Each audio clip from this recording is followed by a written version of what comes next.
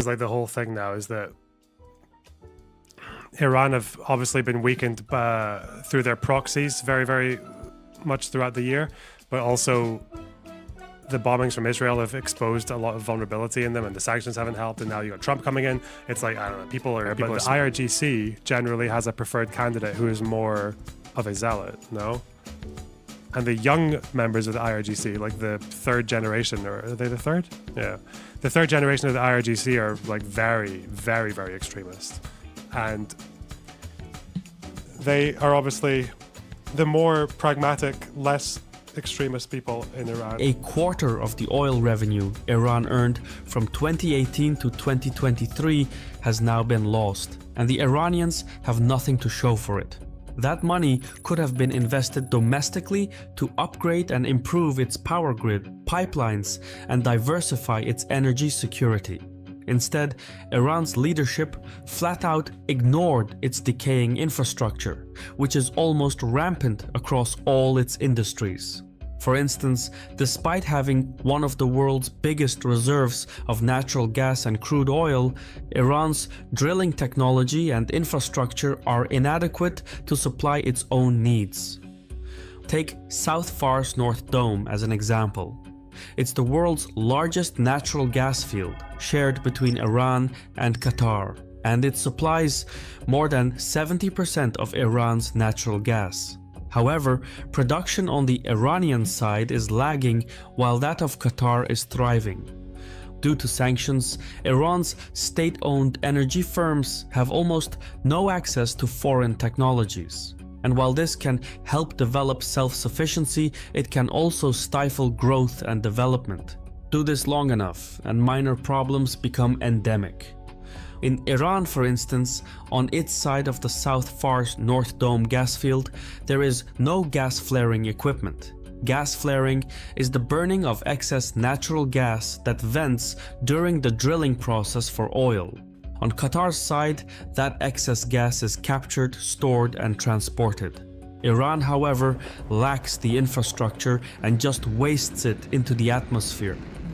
This may seem like a minor detail, but it's not. Globally, Iran ranks second in gas flaring. Every year, it loses nearly 21 billion cubic meters of natural gas. That's a mind-boggling number. For comparison, 21 billion cubic meters amounts to about 50% of Australia's nationwide natural gas consumption, or about 30% of India's consumption.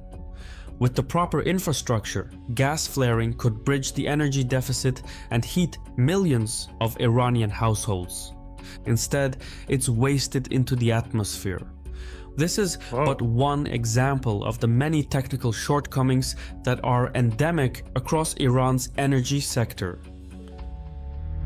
I once heard that in terms of foreign policy analysis about whether people go by realist motivations or liberal motivations or like idealism and all that, I once heard someone say that in terms of IR, they kind of struggle to really put Iran and their perspective into any real category, because they do just seem to kind of like waste a shitload of money and resources on a goal that doesn't really do all that much for them. Like normally geopolitical interest yields some kind of reward, but for Iran, it's just like, it just seems very destructive. But I guess it's maybe because of the religious motivations. I don't know. I think there was a paper I read. I didn't read it. I just saw it. I might need to look for it, because I remember it being kind of an interesting thought. Endemic across Iran's energy sector. This is the type of short deep dive into Iran. Lonerbox, I asked you to do BTW. Now all the views go to this guy. Thanks for the $49.99, Marcus. Really appreciate that. Shekels. You think I was going to do a video on Iran's fucking oil industry? Like that kind of specificity with the maps and everything? That's not me. What the fuck? I might look into their political history, the revolution, the Shah, up to today, the IRGC. I might look at all that. Maybe the ideology underlining the Vilayet Faqih, whatever it's called. Yeah, I'll do something like that one day. Governments may stumble, but societies shape the ground on which they trip. Some of the blame for I'm Iran not sure actual Iranian elites are religious zealots. Well, that's kind of half and half as far as I know. There are pragmatists in there, but the IRGC generally has a preferred candidate who is more of a zealot, no? And the young members of the IRGC, like the third generation, or are they the third? Yeah. The third generation of the IRGC are like very, very, very extremist. And they are obviously the more pragmatic, less extremist people in Iran at the top are a little bit worried about that because they don't really know how to handle it. But yeah, you're right. Like people like, I think Ahmadinejad maybe is one example, but yeah, there are pragmatists in Iran as well. Yeah. Iran's troubles also lies with its society. You see, Iran is a nation of subsidies. Cheap oil and gas are so readily available that Iranians think nothing of it. A liter of gasoline at the pump costs about 36 cents. That's in US currency.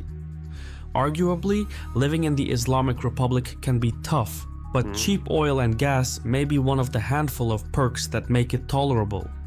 That's how the Tehran leadership sees it and why they finance low pricing through subsidies.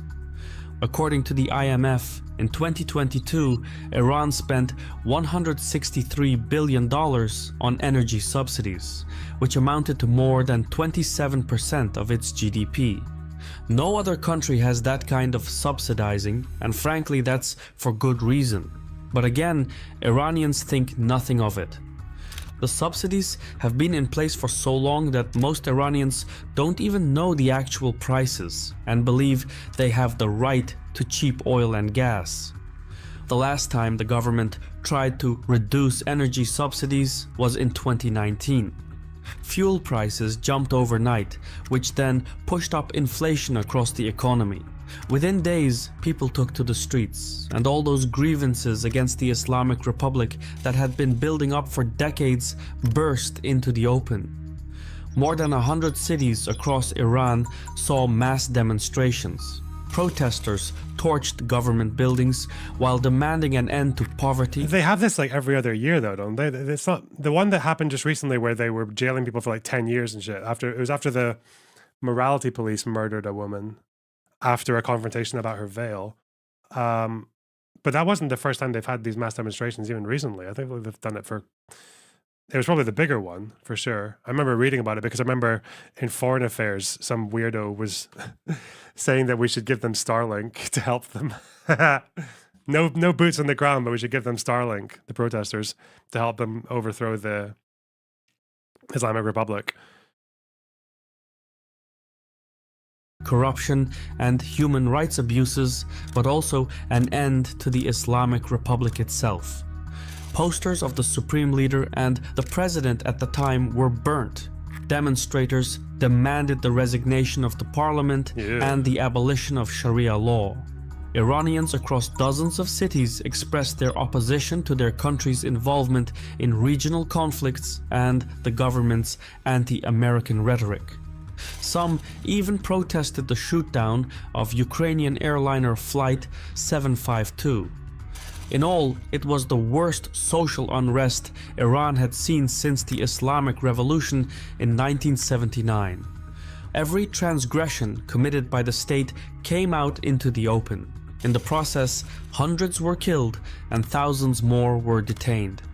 So, what started as an economic reform to reduce energy subsidies resulted in revolutionary riots with the supreme leader himself in the crosshairs. Iran does not want to go through that again, but it also can't keep writing off energy bills indefinitely.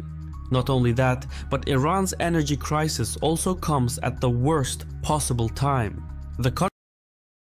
I feel like I remember seeing something very similar to this in Dubai. It was maybe less chunky though. It was more just like, it's pretty. Iran's energy crisis also comes at the worst possible time. The country finds itself in troubled geopolitical circumstances, and Iranian lawmakers are clearly feeling the crunch.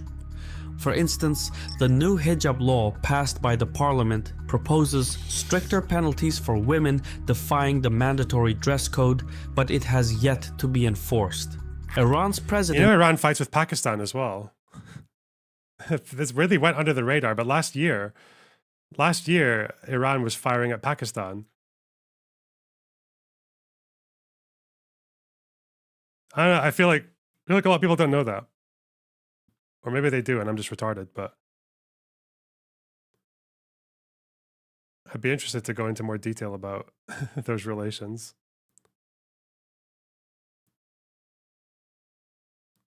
The mandatory dress code, but it has yet to be enforced.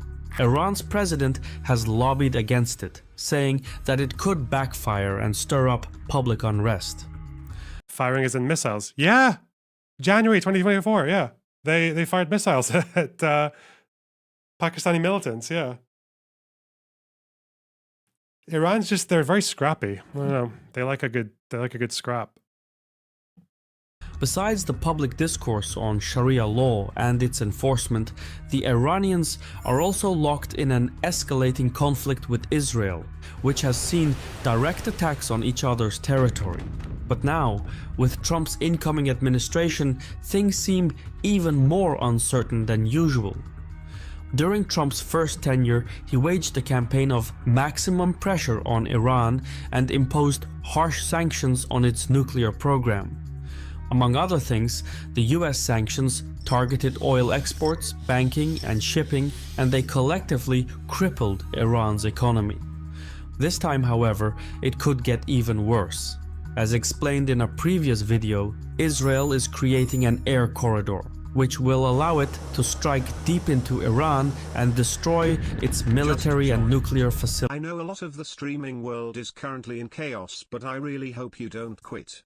Your valuable insights and nuanced perspectives are very needed. PLS, keep up the great work. Oh, thanks very much for the $11.99, Mark Tech. Really appreciate that. I'm not quitting. Why does everyone think I'm not quitting? Never said I was. Don't worry. Taking some time off. Having some me time. At the same time, Netanyahu is lobbying the White House to step up pressure on Iran. Israel has also played a part in Iran's current energy crisis. A lesser-known fact is that in February 2024, the Israeli Air Force blew up 2 gas pipelines in Iran as part of its retaliatory strikes. Iran was unable to fix the damage in time, so the government quietly tapped into its emergency reserves to avoid service disruption to millions of people. By the time the new president was elected in July, he had inherited a state with a depleted energy store that he was unable to replenish. For Israel, this is nonetheless a happy accident. 2 factors are coming together to create a perfect storm: an energy crisis and Trump's return. If Israel were to conduct a preemptive strike at this time and destroy Iran's already fragile energy infrastructure, it would worsen the ongoing energy crisis. The gas deficit would become unattainable, which could trigger social unrest and turn the Iranian public against the government. Netanyahu has long sought to push Iran to its breaking point. He has, on multiple occasions, appealed to Iranians to take... A meme in stream suggestions.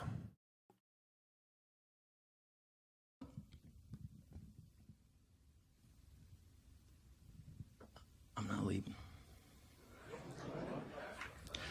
I'm not leaving. That's me. I'm not fucking leaving! Okay, good. to the streets, and this might be the closest he'll ever come to making it happen. With every passing moment, the regime is bringing you, the noble Persian people, closer to the abyss. The vast majority of Iranians know the regime doesn't care a whit about them. One country's misery... He always talks about like Druze or Lebanese Christians or like just Sunnis, like anyone. He always just tries to appeal to some kind of like cultural, the great Persians, the great Druze of like it's always the same language. He's such a schmoozer. It's like the same energy as someone who constantly calls you by your first name because they think they're charming you. Is another country's opportunity. That's how it goes. In geopolitics, morals are tools, not rules. Now that we've wrapped up the video, I want to tell you about today's sponsor, Demesny Resources, Whoa! which trades under the symbols backbone of modern defense. The problem, however, is that China controls 84% of the global tungsten supply. Still worse, it recently monopolized its control by imposing export bans, directly targeting the United States and its allies. This move highlights a growing trend, the use of critical minerals as tools of geopolitical leverage. For the United States, this presents a strategic vulnerability. Without tungsten, key defense systems could grind to a halt. The stakes couldn't be higher. Demesny Resources, a North American company, is on a mission to onshore tungsten production and secure this critical resource for the United States. They're working towards reopening an old tungsten mine in Idaho, which could become the first tungsten mine to start working again in the US. This will help reduce reliance on foreign supply chains and strengthen US industrial independence. What's more, this initiative fits perfectly with Donald Trump's renewed emphasis on making America more self-reliant, who is once again driving the narrative of America first. With Trump back in power, there's a growing focus on securing critical resources domestically, and Demesny Resources is stepping up to do just that. With tungsten prices expected to rise Oh, it's due still to an ad. increasing demand and tightening supply. Oh, the entire rest of the video is an ad. Okay, what a long ad. Wow. What an incredible, lengthy, girthy advert. Wow.